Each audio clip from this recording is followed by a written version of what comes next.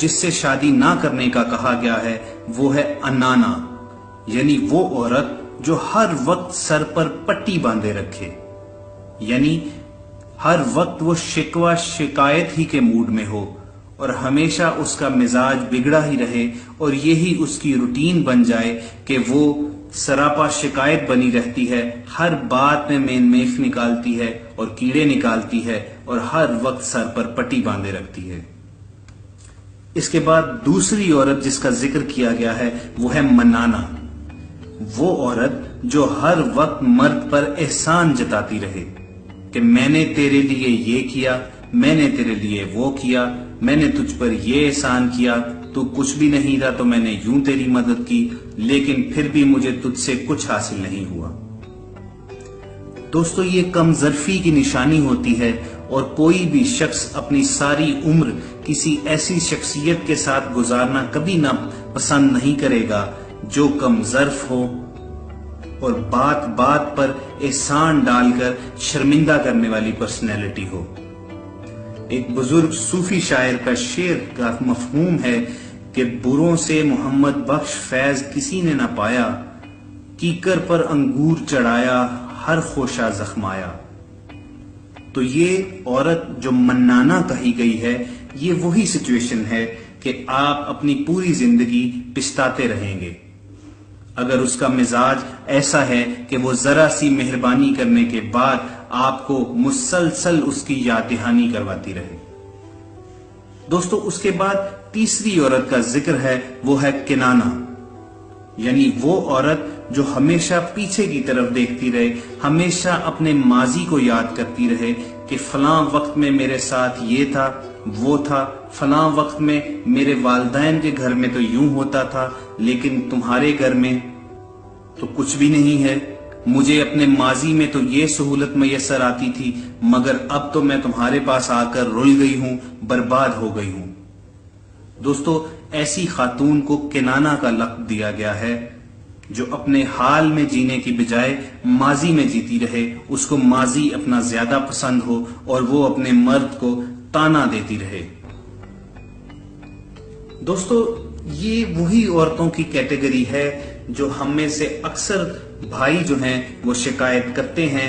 کہ جو میری شریک حیات ہے وہ یوں تانا دیتی ہے کہ شادی سے پہلے تو تم ایسے تھے مگر شادی کے فوراً بعد تم بدل گئے ہو۔ چنانچہ اسی لیے اس عرب دانا نے اپنے بیٹوں کو نصیحت کی کہ کنانا عورت سے بھی کبھی بھی شادی مت کرنا، خواہ وہ حسن و جمال میں لاجواب ہو، حور پری ہو یا مال و دولت میں بے مثال ہو۔ ان 7 عورتوں کی فہرست میں چوتھا نمبر اس عورت کا ہے جس کو حنانا کا لقب دیا گیا ہے۔ یہ وہ عورت ہوتی ہے جو ہر وقت اپنے سابقہ خاوند کو ہی یاد کرتی رہے اور اسی کمپیریزن کی بیماری میں مبتلا رہے کہ وہ کہے کہ میرا سابقہ خاوند تو بڑا اچھا تھا مگر تم تو ویسے ہرگز نہیں ہو، وہ میرا یوں خیال کرتا تھا، مجھے تو کچھ کرنے کی ضرورت ہی نہیں پڑتی تھی مگر یہاں تمہارے ساتھ شادی کے بعد تو میری حیثیت ایک نوکرانی جیسی ہو گئی ہے۔ دوستو ایسی عورت یعنی جسے حنانا کہا گیا ہے اس سے بھی نکاح کے عمل سے دور ہی رہنا چاہیے، ورنہ ساری زندگی جو ہے وہ ایک عذاب کی صورت میں اور ایک سزا کی صورت میں گزرنے کا امکان ہے۔ اب آگے بڑھتے ہیں اس 5ویں عورت کی طرف جس کے بارے میں نصیحت کی گئی کہ اس سے کبھی شادی کے بندھن میں نہیں بننا چاہیے۔ یہ عورت ہے حداقہ، یعنی وہ عورت جو ہر وقت فرمائش ہی کرتی رہے، یعنی کچھ بھی دیکھے تو اس کی طلبگار بن جائے، مجھے یہ چاہیے، مجھے وہ چاہیے، میں نے یہ خریدنا ہے، فلاں نے یہ خرید لیا تو مجھے بھی خریدنا پڑے گا۔ دوستو یہ وہ عورت ہے جو اپنے شوہروں کو مالی مشکلات کا، معاشی مسائل کا شکار کر دیتی ہیں اور پھر ایسی سچویشن ہی سے بہت ساری دیگر خرابیوں کی پیدائش ہوتی ہے جیسے کہ کرپشن اور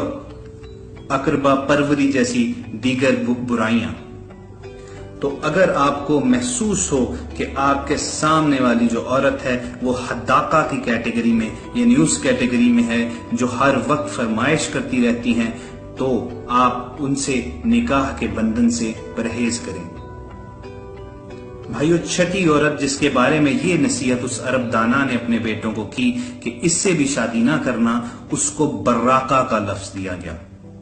یعنی براقہ جو ہے وہ برق سے نکلا لفظ ہے، وہ عورت جو ہر وقت اپنی چمک دمک میں لگی رہے، اپنے بناؤ سنگار میں لگی رہے، اپنی آرائش میں لگی رہے، اور اس کو اپنے گھر کا، اپنے اہل و عیال کا، اپنے خامن کی کوئی پرواہ نہ رہے۔ ایسی عورت سے بھی اگر کوئی نکاح کے بندھن میں بندھ گیا تو زندگی آسان نہیں ہوگی، کیونکہ وہ تو پہلے ہی بے نیازی کی کیفیت میں ہے، وہ پہلے ہی پرواہ نہ کرنے والی ہے، اس کو صرف اپنا آپ نظر آتا ہے، تو وہ آپ کے لیے کیا کرے گی؟ اور آخر میں بھائیو، اس عورت کو شداقہ کہا گیا ہے، 7ویں عورت کو، جس کے ساتھ شادی کے بندھن میں بندھنے سے منع فرمایا گیا ہے۔ شداقہ وہ عورت ہے جو تیز زبان ہو اور ہر وقت باتیں بنانا ہی اس کا کام ہو۔ یہ تو کامن سینس کی بات ہے کہ اگر کوئی بھی تیز زبان شخصیت ہو، اس میں صبر کا مادہ بالکل نہیں ہوتا، اور وہ ہر وقت آپ پر تانے اور طنز کے نشتر چلاتا رہے گا، اور زندگی بالکل ایک جہنم بنا دی جائے گی، اور آپ اس تیز زبان عورت کے منہ سے اپنے لیے کچھ محبت کے 2 بول سننے کے لیے ترس جائیں گے۔